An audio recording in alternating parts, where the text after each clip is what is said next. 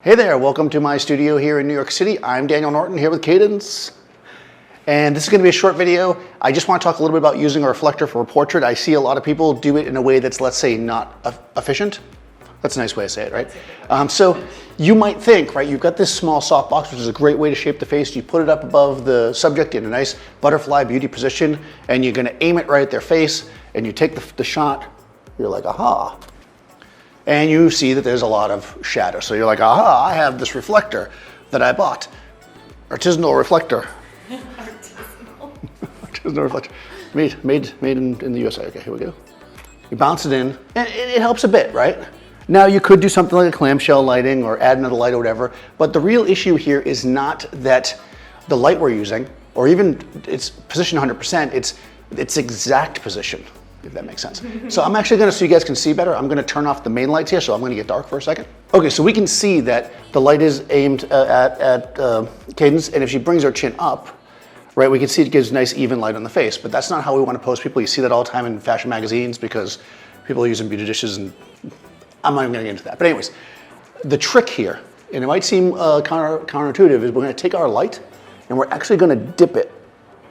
Right? We're gonna point it probably roughly at her chest / waist if she's sitting, so that the feather, the edge of the light, is catching her face. So let's just look at this and see what we get with no reflector. And we can immediately see that this is better, right? This is with reflector in the first position. Already we're getting a nicer shot here. Now, our exposure is a little bit dark, which I will adjust. I'm gonna bring it up. Let's get a proper exposure so we can do it right. So, and that's good, even by itself, that's as good, if not better, than the other one. But when we add a reflector now, we have all this light that's coming in front of her to bounce back up.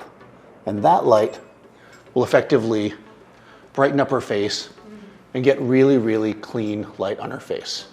Okay, so this is with the tipped forward with the reflector. This is tipped forward, not tipped forward, this is your traditional pointed right at her, and that's tipped forward.